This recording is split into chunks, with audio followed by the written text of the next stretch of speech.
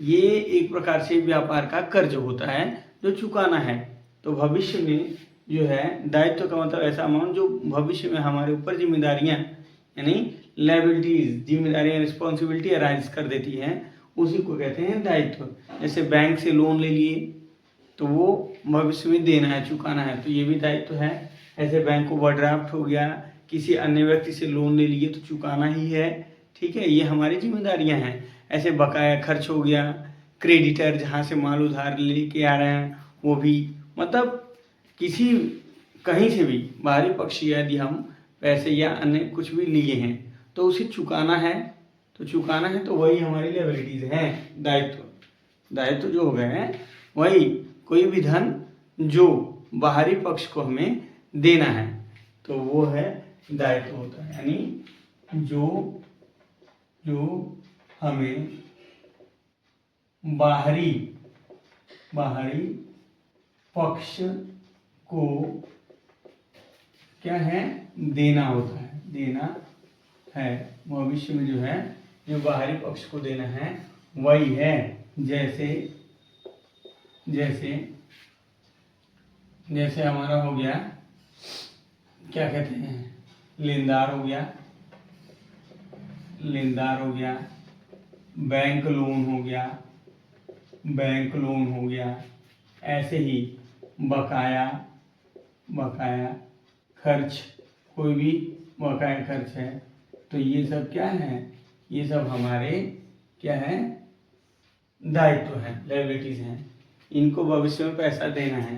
पूंजी, देखो पूंजी जो होता है, पूंजी ये भी हमारा दायित्व ही है, लेकिन ये हमारा इंटरनल दायित्व है, आंतरिक पूंजी है, इसके बारे में बाद में बता दूंगा। तो ये हो गया दायित्व। अब अगला जो हमारा आता है दायित्व, ये आप लोग समझ लिए। अब अगला शब्द है देनदार। क्या है, देनदार को अंग्रेजी में कहते हैं डेटर्स। क्या कहते हैं, डेटर्स क्या होता है, देखो जिस भी व्यक्ति को हम उधार माल बेचे हैं, कोई भी व्यक्ति जिसे हम उधार माल बेचते हैं तो वही हमारा डेटर्स होता है। जैसे हमारा ग्राहक जिसको हम उधार माल बेच दिए तो भविष्य में उससे क्या हमें पैसा लेना है तो वही डेटर्स है। यानी जिसको हम उधार माल बेचते हैं ये हमारे डेटर्स होते हैं। और ये क्या होते हैं, संपत्ति होते हैं व्यापार के क्या होते हैं, संपत्ति होती है, क्योंकि इनसे भविष्य में पैसा मिलेगा। अगला हो गया लेनदार, इसे कहते हैं क्रेडिटर क्या होता है भाई, तो क्रेडिटर का मतलब जिससे हम लोग उधार माल खरीद के ला रहे हैं, यानी ऐसे व्यक्ति जिनसे हम लोग उधार माल खरीद के ला रहे हैं बेचने के लिए, तो ऐसे व्यक्तियों को लेनदार कहते हैं। ये बेसिकली हमारे सप्लायर्स वगैरह होते हैं और इन्हें भविष्य में पैसा देना होता है, तो ये दायित्व भी होते हैं। यानी जिससे हम क्या कहते हैं, उधार माल क्रय करते हैं, वो होते हैं हमारे क्रेडिटर, सप्लायर वगैरह। और ये बेसिकली क्या होते हैं, दायित्व होते हैं, क्योंकि हमें भविष्य में पैसा इन्हें चुकाना होता है। ये हो गया। अब हम लोग देख लेते हैं स्टॉक। रहतिया क्या होता है, रहतिया इसे कहते हैं स्टॉक। ये क्या होता है भाई, तो देखो जिस चीज का हमारा व्यापार है, जिस चीज का हम लोग व्यवसाय कर रहे हैं, जो चीज खरीद रहे हैं, बेच रहे हैं, वो हमारा स्टॉक कहलाता है, यानी रहतिया कहलाती है। जैसे कपड़े का व्यापार है तो हमारे लिए कपड़ा जो है क्या होगा, स्टॉक कहलाएगा, रहतिया। ऐसे ही अगर फर्नीचर खरीदने बेचने का व्यापार रहता तो फर्नीचर हमारा क्या होता, माल कहलाता है, स्टॉक, रहतिया कहलाता। तो ये जो है अलग अलग व्यापार के लिए अलग अलग होता है माल। कहने का मतलब जिस वस्तु में हम व्यापार करते हैं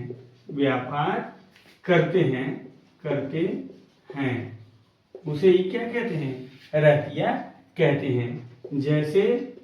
जैसे कपड़े के व्यापारी के लिए कपड़े के व्यापारी के लिए क्या हो जाएगा, कपड़ा उसका माल हो जाएगा।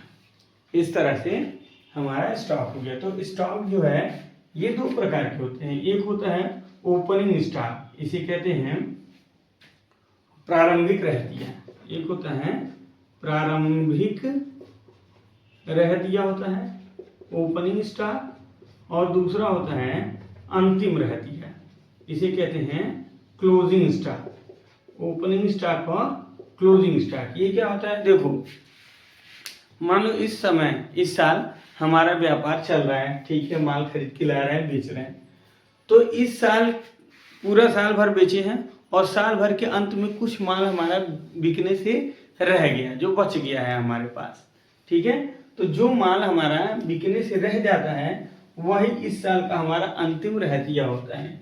यानी जो माल क्या होता है, बिकने से रह जाता है, यानी जो शेष है, जो शेष बच जाता है वो हमारा अंतिम रहतिया कहलाता है, क्लोजिंग स्टॉक कहलाता है।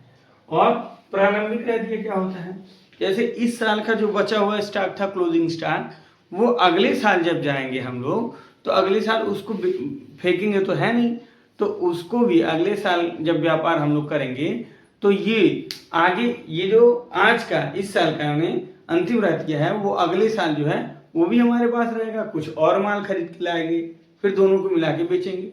तो पिछले साल का जो अंतिम रहतिया होता है, पिछले साल जो अंतिम रहतिया बचा हुआ था वो इस साल का प्रारंभिक रहतिया बन जाता है। यानी ये पिछले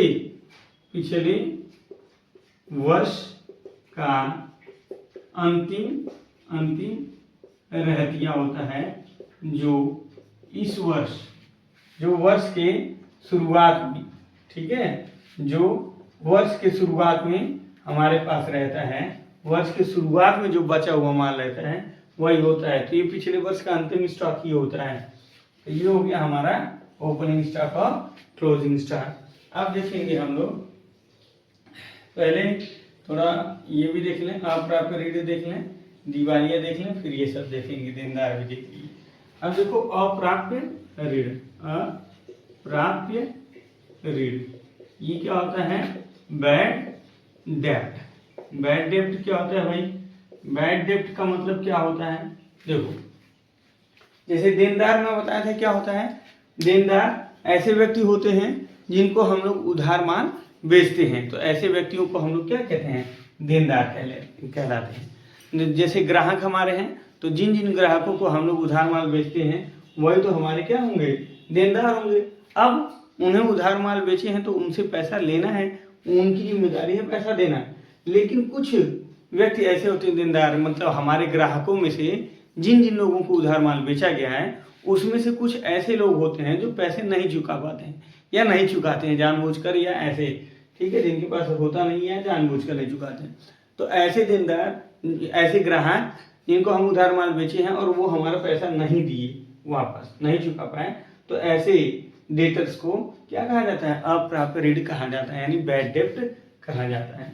यानी जो ग्राहक पैसे नहीं चुका पाते, यानी जो हमारा पैसा डूब गया होता है, तो उसे ही क्या कहते हैं, बैड डेब्ट कहते हैं। ये हमारा एक प्रकार का नुकसान है और इसे हम लोग लाभ हानि खाते में डेबिट करते हैं। इसलिए एक शब्द आता है दिवालिया।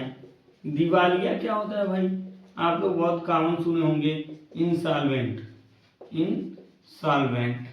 बहुत आप लोग सुने होंगे कि इंसॉल्वेंट यानी दिवालिया होता क्या है, कॉमन बोलचाल में भी लोग यूज कर लेते हैं। तो दिवालिया जो शब्द है, दिवालिया शब्द का अर्थ होता है कि ऐसा व्यक्ति जिसे अपना ऋण चुकाने के लिए, अपना लोन चुकाने के लिए एक फूटी कौड़ी भी उसके पास नहीं हो, तो ऐसे व्यक्ति को ही हम लोग दिवालिया कहते हैं। जैसे मान लीजिए मिस्टर राम ने ले लिया था, मान लीजिए 5 लाख का लोन बैंक से, और उसके पास वो चुकाने के लिए जो है उसका व्यवसाय खत्म हो गया, लॉस में चला गया और उसके पास वो लोन को चुकाने के लिए एक भी पैसा नहीं पड़ा है। उसके व्यापार में भी जो संपत्ति वगैरह था वो भी बेच दिए, फिर भी नहीं है उसके पास अब पैसा। तो ऐसे व्यक्ति जिन व्यक्तियों के पास उनका लोन भी चुका देखेंगे छूट, इसे कहते हैं डिस्काउंट। ये डिस्काउंट क्या होता है भाई, देखो छूट यानी डिस्काउंट, किसी भी वस्तु के कीमत में जो मिलने वाली रियायत होती है ना, उसी को डिस्काउंट कहते हैं। यानी जब भी कोई भी सामान हम लोग खरीदने जाते हैं या बेचते हैं तो उसके मूल्य में जो ग्राहकों को जो रियायत मिलती है, यानी इतने का है, मान लो 10 रुपये का है, 9 रुपये में दे दो, तो 1 रुपये जो उसके मूल्य में गिरावट हुई है, गिरावट क्या है, रियायत मिली है, जो दुकानदार उतना छोड़ देता है, तो ऐसे वो को क्या कहते हैं, डिस्काउंट। यानी किसी भी वस्तु के मूल्य में मिलने वाला रियायत यही होता है हमारा डिस्काउंट। तो डिस्काउंट देखो बच्चे, डिस्काउंट दो प्रकार के होते हैं। एक होता है ट्रेड डिस्काउंट, जिसे व्यापारिक छूट कहा जाता है, व्यापारिक छूट, इसे अंग्रेजी में कहते हैं ट्रेड डिस्काउंट। अभी बता रहा हूँ ये क्या होता है। और एक होता है नकद छूट, यानी इसे कहते हैं कैश डिस्काउंट। देखो जो व्यापारिक छूट होता है, व्यापारिक छूट सीधे कंपनी के द्वारा दिया जाता है। व्यापारिक छूट होता है सीधे कंपनी के द्वारा दिया जाता है। और ट्रेड डिस्काउंट का यानी व्यापारिक छूट का मेन उद्देश्य जो होता है, ये सेल्स को बढ़ाना होता है, यानी बिक्री बढ़ाने के लिए जो है व्यापारिक छूट का इस्तेमाल करते हैं कि ज़्यादा से ज़्यादा माल की बिक्री हो, इसके लिए व्यापारिक छूट इस्तेमाल करते हैं। ये कंपनी के द्वारा ही दिया जाता है, सूची मूल्य पर दिया जाता है। तो इसमें कोई नुकसान नहीं होता है, मतलब इसमें कोई लॉस नहीं होता है, ठीक है, इसमें लॉस नहीं होता है क्योंकि ये कंपनी द्वारा ही दिया जाता है। इसका मेन उद्देश्य क्या होता है, बिक्री को बढ़ाने के लिए दिया जाता है। जबकि नगद छूट क्या होता है, नगद छूट जो है ये कैश डिस्काउंट जो है, मान लो ये पैसा वसूली के लिए बनाते हैं, जो है धन का वसूली के लिए ये नगद छूट दिया जाता है, कैश डिस्काउंट। जैसे मान लो जिस व्यक्ति को उधार माल हम बेच दिए हैं, यानी ऐसे ग्राहक जिसे हम उधार माल बेच दिए हैं और वो पैसा दे नहीं रहा है, तो वो नहीं दे रहा है, कई बार प्रयास करने पे कई तरह से प्रयास करने के बाद भी वो पैसा नहीं दे रहा है, तो उसे एक प्रलोभन दिया जाता है, एक लालच दिया जाता है कि अगर तुम 1 महीने के अंदर पैसा दे दिए तो 10% तुम्हें नहीं देना पड़ेगा, कैश छूट दिया जाएगा, यानी कैश डिस्काउंट दिया जाएगा, नगद छूट 10% 20% दिया जाएगा। इसका मेन उद्देश्य क्या होता है, धन की वसूली करना होता है, जो डूबा हुआ धन है वो मिल जाए। तो उस लोग लालच में जो है कि अब तो मुझे 50,000 की जगह 40,000 ही 45,000 ही देना पड़ेगा, तो इसलिए लोग आसानी से दे देते हैं। तो इसमें जो है इसे कहते हैं नगद छूट, ठीक है। और नगद छूट जो है इसमें व्यापारी का नुकसान होता है, इसमें क्या होता है, नुकसान होता है, लॉस होता है क्योंकि उतने का माल बेकार हो गया। तो इसलिए जो नगद छूट होता है उसका लेखा पुस्तकों में एंट्री होता है, यानी इसका लेखा किया जाता है। जबकि इसका लेखा व्यापारिक छूट में किसी भी प्रकार का लॉस नहीं है, ये कंपनी जो है पहले से ही दे देती है। तो ये जो है जो छूट है ये इनका लेखा पुस्तकों में नहीं किया जाता है, जबकि नगद छूट का लेखा किया जाता है। तो डिस्काउंट हम लोग समझ गए हैं। अब एक शब्द आता है ह्रास, इसे कहते हैं डिप्रेशिएशन क्या होता है भाई, देखो ह्रास शब्द जो है होता है क्या है, जो भी संपत्तियां यूज होती हैं, संपत्तियों को हम लोग यूज करते हैं बिजनेस में, ठीक है, बिजनेस को, व्यापार को चलाने के लिए। तो व्यापार को चलाने के लिए जो भी संपत्तियां यूज होती हैं, जो भी संपत्ति जैसे मशीन है या फर्नीचर है या बिल्डिंग है, कोई भी चीज़ है वो है। तो मान लो कोई मशीन है, तो आज जो है, मान लो आज उसे खरीद के लाए 10 लाख में, और हम अपने बिजनेस में, व्यापार में उसका उपयोग कर रहे हैं मशीन को।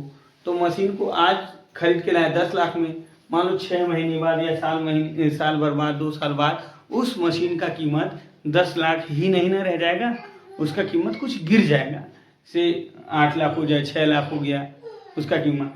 तो जो मशीन वगैरह है या कोई भी संपत्ति, उनके मूल्य में जो गिरावट होती है उनकी यूज करने से, समय बीतने के बाद जैसे जैसे हम लोग उसको यूज करते हैं, तो उन संपत्तियों के मूल्य में क्या होता है, गिरावट आती है अपने आप ही। तो ऐसे ही गिरावट को ही क्या कहते हैं, ह्रास। ये हमारा नुकसान होता है, व्यवसाय का नुकसान होता है। ये क्या है, ये संपत्तियों के मूल्य में होने वाली क्या होती है, गिरावट होती है। इससे क्या होता है, लॉस होता है, ठीक है, इससे लॉस होता है व्यापार में। तो इसी को ही क्या कहते हैं, डिप्रिसिएशन कहते हैं। ये फर्नीचर पर भी लगेगा, मशीनरी पे भी लगेगा, बिल्डिंग पे भी, मोटर कार पे भी, कंप्यूटर पे, ठीक है। ये होता है ह्रास। तो इस तरह से लगभग हम लोग सारे टॉपिक्स को कवर कर चुके हैं, ठीक है। एक शब्द और आता है, जैसे जीवित स्टॉक क्या होता है ये देख लीजिए। जीवित स्कंद इसे कहते हैं, जीवित स्कंद इसे कहते हैं लाइव स्टॉक।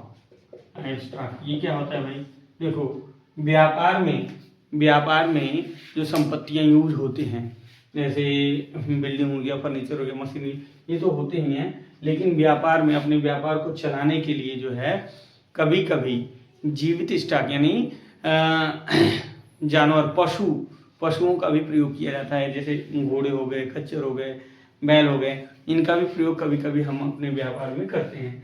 तो जिन पशुओं को हम लोग व्यापार में प्रयोग करते हैं, ठीक है, व्यापार को चलाने के लिए जिन पशुओं का प्रयोग करते हैं, वही हमारे लिए क्या होता है, लाइव स्टॉक कहलाता है, जीवित स्कंद कहलाता है। तो ये हमारा कुछ बेसिक शब्दावली थे जिसे हम लोगों को समझना था, ठीक है। तो पार्ट 1 और पार्ट 2 मिला के ये हो गया बेसिक शब्दावली। अब हम लोग कल नेक्स्ट टॉपिक पे चर्चा करेंगे।